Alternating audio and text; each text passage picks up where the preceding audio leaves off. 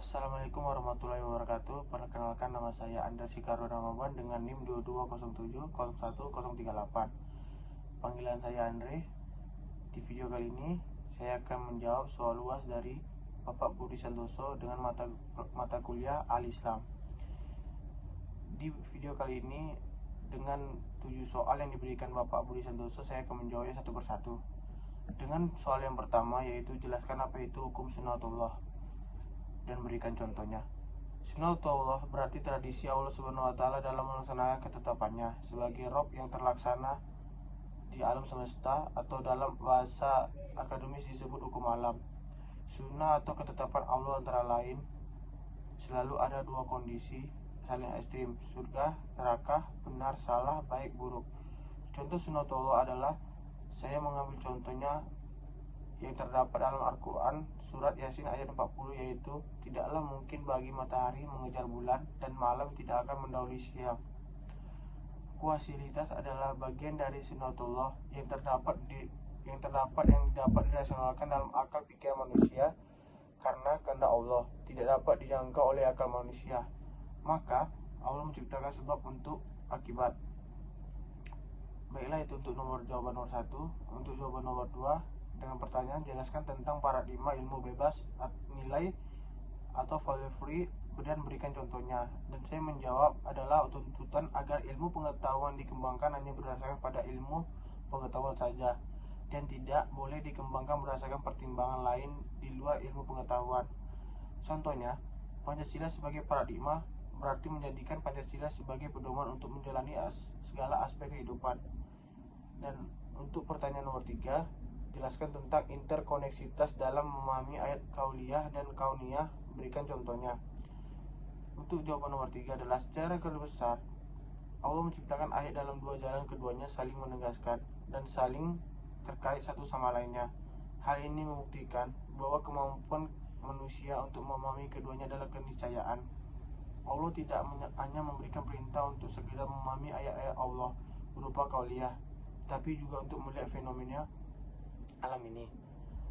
Alam adalah ayat Allah Subhanahu wa taala yang tidak tertuang dalam bentuk perkataan Allah untuk dibaca dan dihafal.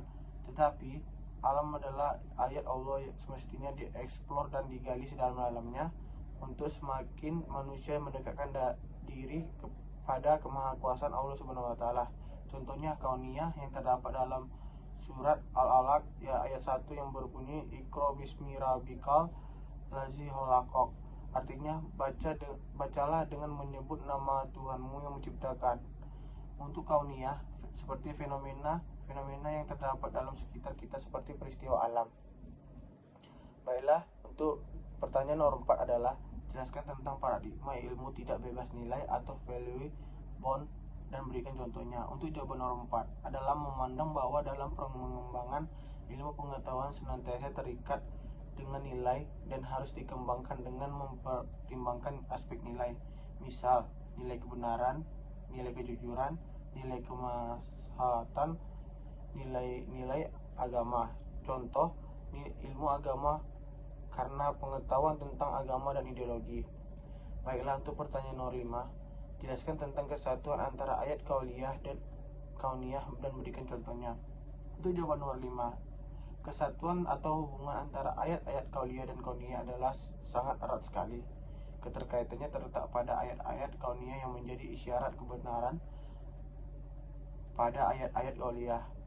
Dapat dikatakan ayat-ayat kauniyah merupakan pembuktian atas kebenaran yang ada di dalam Al-Quran atau ayat-ayat kauliyah. Contohnya, Al-Quran menguraikan berbagai hidup dan kehidupan sifi. Untuk jawaban nomor 6, pertanyaannya, jelaskan tentang sinergi ilmu dan pengintegrasiannya dengan nilai dan ajaran Islam serta berikan contohnya. Untuk jawaban nomor 6 adalah, integrasi sinergis antara ajaran Islam dan ilmu pengetahuan secara konsisten akan menghasilkan sumber daya yang andal dalam mengaplikasikan ilmu yang dimiliki dan diperkuat oleh spiritualitas yang kokoh dalam menghadapi kehidupan. Islam tidak lagi dianggap sebagai agama yang kolot, melainkan sebuah kebutuhan untuk mengaktualisasikan diri sebagai di bidang kehidupan dan sebagai fasilitas untuk perkembangan ilmu dan teknologi. Contohnya dapat kita lihat sendiri seperti pada zaman sekarang banyak ajaran Islam berupa ilmu pengetahuan, yaitu seperti buku agama Islam. Pasti tidak mungkin kita pernah belajar buku agama Islam waktu sekolah dulu. Pertanyaan nomor 7 yang terakhir adalah bagaimana mengintegrasikan etika Islam atau rasa tanggung jawab di hadapan Allah, amanah ilmiah, tawadu, dan menyebarkan ilmu dalam pengembangan penerapan ipteks atau imunologi, dan jelaskan. Itu jawabannya. Umat Islam boleh memanfaatkan ilmu pengetahuan teknologi jika telah dihalalkan oleh syariah Islam. Sebaliknya, jika suatu aspek iptek dan telah diharamkan oleh syariah, maka tidak dibolehkan umat Islam memanfaatkannya walau menghasilkan manfaat sesaat memenuhi kebutuhan manusia. Begitulah jawaban yang saya berikan untuk soal UAS yang diberikan Bapak Budi Santoso. Dengan ini saya mengucapkan terima kasih. Jikalau ada salah kata dan tingkah yang saya buat, mohon dimaafkan. Wabillahi taufiq wal hidayah. Wassalamualaikum warahmatullahi wabarakatuh.